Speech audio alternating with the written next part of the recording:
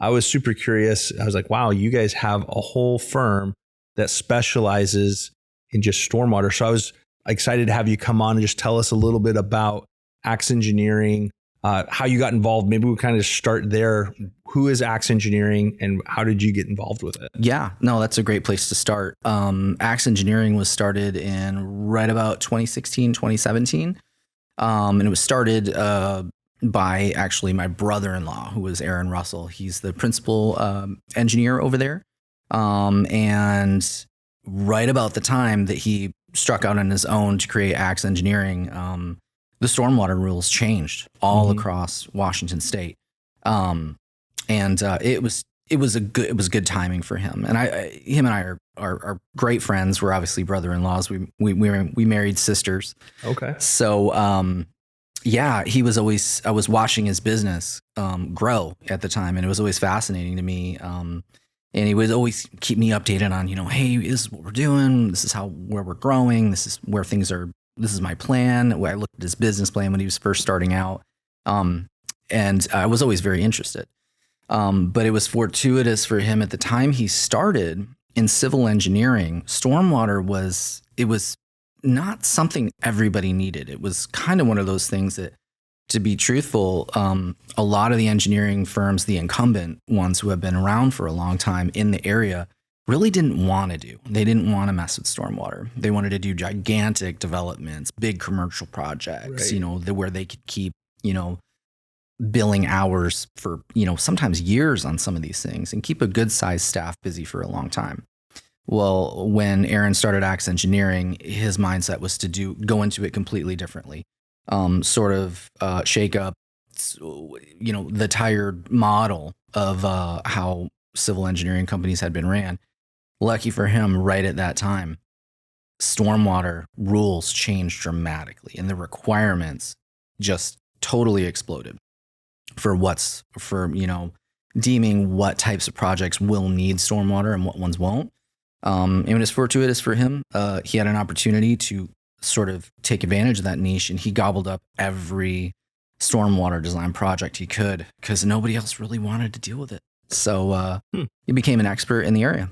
So you say the tired model of engineering, like from the outside, most people go like all engineering is tired, right? Like it's just boring, it falls asleep. Yeah. But so stormwater, like it is maybe for the outside people, like it seems like why bother with this? This seems like a waste. Like I got downspouts we have. What does that mean when you talk about stormwater systems and stormwater management? What does that actually entail? Yeah, no, I'm glad you brought that up because that's something we struggle with all the time. It's, answering the question, what is stormwater and why should you care? I think as a company and in our marketing message and just in our message to clients, we always try to respect the fact that like you don't necessarily have to care so much about what goes into the actual engineering and the actual calculations of what we're doing. It's wonderful when people want to know, but at the end of the day, we provide permitting assistance and we provide that requirement because it is a requirement to get to for your question. That's why people should care, not so much about how we do it, the phosphorus filtering, detention, and flow control, and all these fancy buzzwords that we hear in our office all the time, and it makes sense to engineers, but it really shouldn't matter to the average client. I guess at the core of it, it's a requirement. And what it is, in a nutshell, to explain it as simply as possible, is in God's creation, there is a natural process for how water falling from the sky in the form of rain hits the ground and is processed naturally through the environment. What we do as humans is we go in and we change the environment. And we're creating impervious surfaces. That's probably if there's a buzzword anybody catches from today, that's something. Impervious surfaces. So be on the lookout for that. If you're building and that term ever comes up, should be synonymous with stormwater. Anytime you see the buzzword impervious surfaces. So what we're doing is when we're creating those surfaces that it's in the form of, the roofs of our homes, pavement in any form, driveways, etc. That water can't soak naturally into the ground. Right. And there's runoff that happens. Stormwater is basically the science of dealing with that runoff that's not naturally going into the ground. It's flowing out in ways that are unnatural to the environment. And the job of stormwater engineers is to figure out ways to deal with that in a calculated way to where it can go into the surrounding ecosystem in a way that's sustainable and makes sense. And more importantly, gets you your building permit. We do the recurring theme. It's because you have to. That's why you care. Absolutely. Yeah. Well, and I think, I mean, obviously at the end of the day, that is something that's a big deal. We had, small example, we had a customer, they had a house fire. It was a significant fire. We're rebuilding the house, and the house was originally built like in I think it was the early 70s. Mm-hmm. And so it didn't have any concerns of stormwater at all when they built it. And now all of a sudden to get the permits, there is a stormwater requirement. They had to have it designed. They had to tie in their downspouts and all this sort of stuff, which adds extra cost. And then to your point, ultimately, we just had to do it because we couldn't get a permit without it. But I'm just kind of curious if you have some ideas or some thoughts or examples of like when somebody doesn't, when the stormwater is not planned, like should we be down at, City Hall or at the Capitol with pitchforks saying no more stormwater because this just holds up permitting? But it seems like your example there of how do we deal with that water? What happens when we don't deal with it properly? Do you have some examples or thoughts about what you've seen when it's been mismanaged or hasn't been planned properly? Sure. Yeah. And I think that's a perfect example that the rules of stormwater management have changed dramatically. For example, we look at, say, projects even in Bellingham, like the parking lot where I guess it'd be Best Buy, that whole parking lot, that's a massive paved surface. Bellis Fair is another great example. Yep. When you look around on those parking lots, there's not a lot of catch basins and storm collection systems. The reason why is at the time, it really just wasn't a requirement. Right. Nobody cared. No, nobody really cared. And I would imagine there's downstream impacts to that. What they are, I have no idea. But there, I guess the point is back to that, what we talked about, there are repercussions that have to be considered.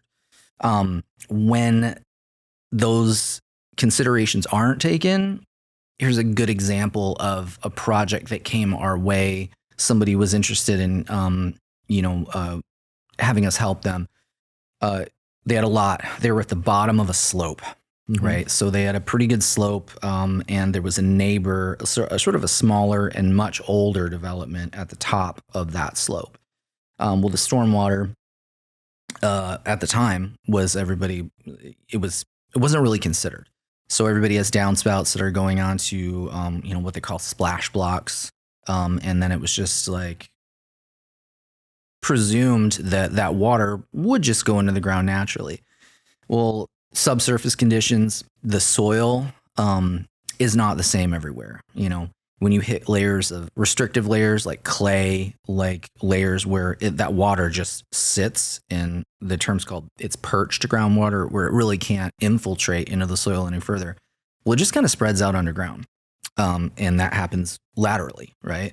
So when it gets to the side of the slope, that water's getting taken over by the forces of gravity. So as you can imagine, in a development at the top of the hill, at the bottom, that water's going to end up downhill. We had a client where it was like they had a small retaining wall that wasn't really great to begin with, but the whole thing washed out. Oh, wow. And, it became to a point where there was a small creek that was just developed down the hill and was coming right through the retaining wall. And it was, they had water in their crawl space. It was a total mess, right? So yeah, that's probably like the nightmare situation. Yeah. Of what can happen when it's not considered. Right. It's like hydrostatic pressure, right? Water pressure is a huge issue. We had a few years ago, I think it was like 10, maybe 15 years ago, there was a landslide locally down in Oso, Washington. Yes, I recall. Where the whole hillside just gave way. and it was water driven, right? It's the water runoff eroding and eventually collapsed. And I don't remember how many homes. I think it was like 100 homes or something like that were lost because they just all slid down the hill.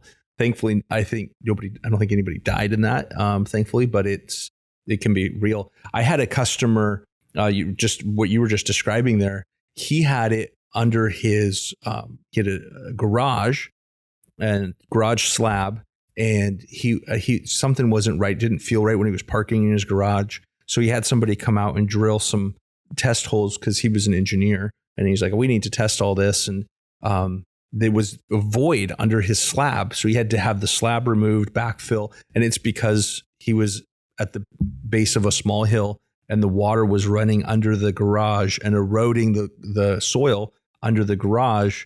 And there was nothing supporting his garage floor. So thankfully he felt something off before he just like collapsed his garage. So that's a big deal. We have an office in Bellingham, and it's kind of at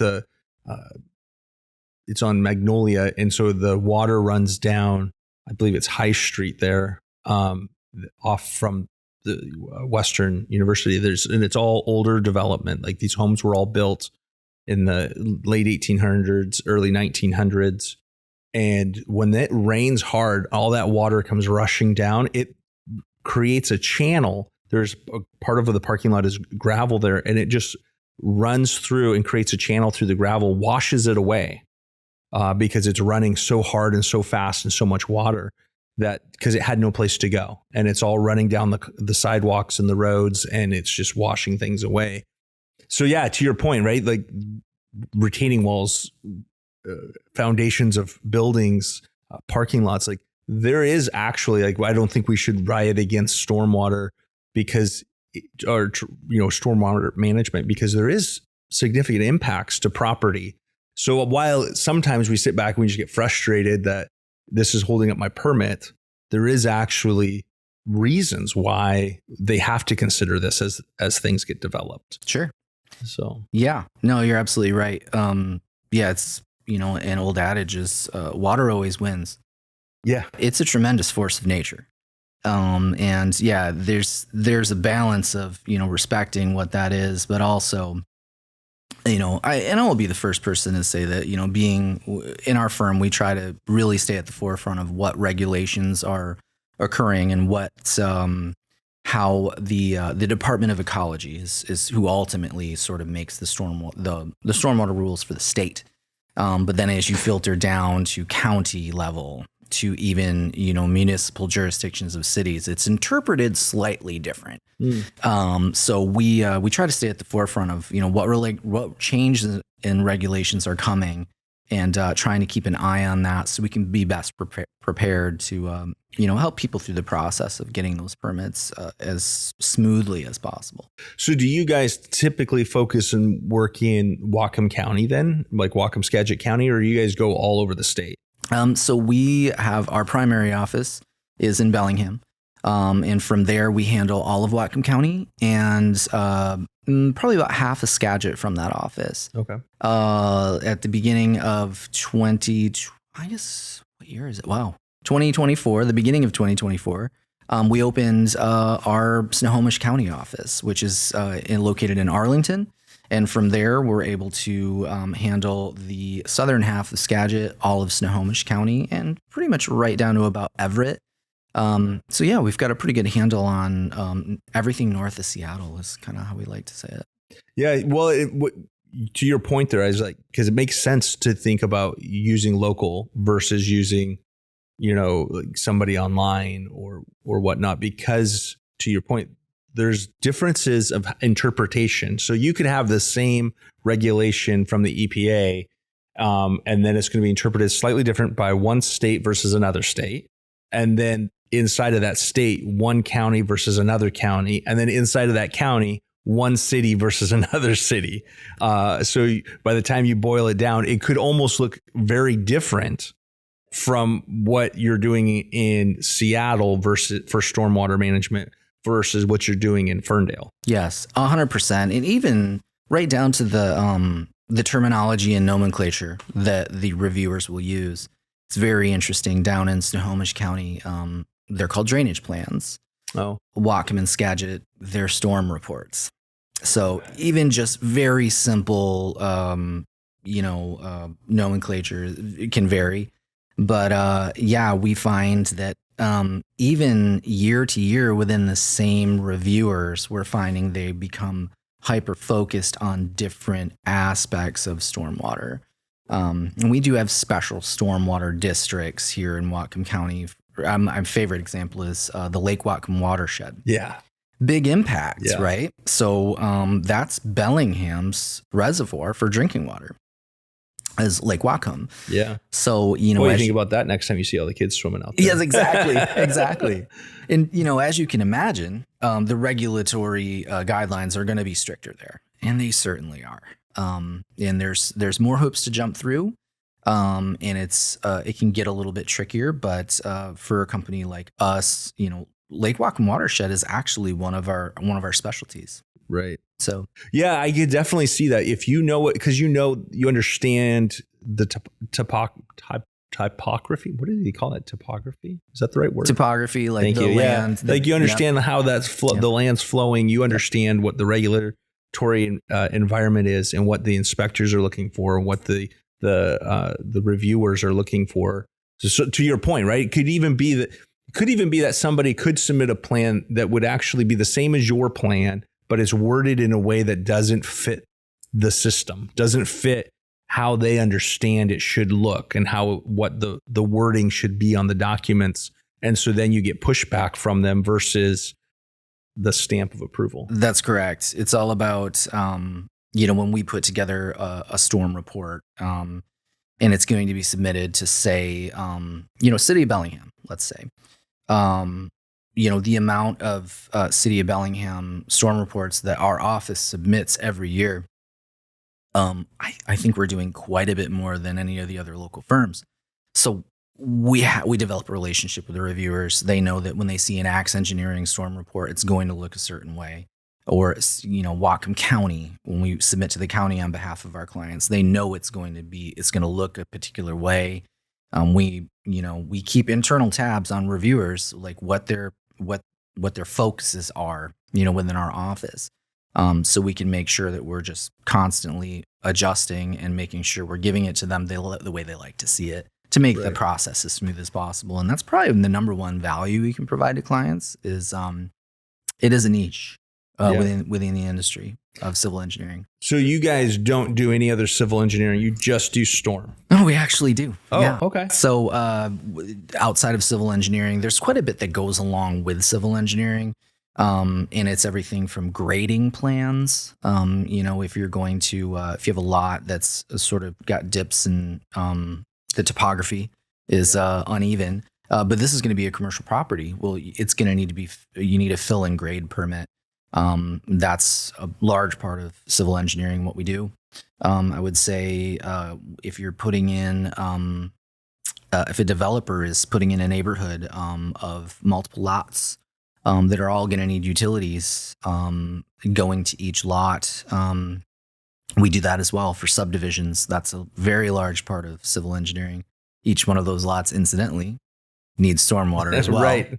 But they also it all needs to be tied in with a really great looking report that shows how you plan to get utilities, water, sewer, electric, everywhere. What the road situation, setbacks, all of that looks like. That's a big part of civil engineering. We do all those things as well. Including structural engineering as well. We do have a division for structural too. Oh, wow. So you do structural, which is going to be like designing the building, the loads. Working with the architects and building designers. We take their architectural sheets, and then our structural engineers will take a look at it and, calculate, load-bearing walls, what's necessary for the engineering for that. So it's built solid and it meets building code.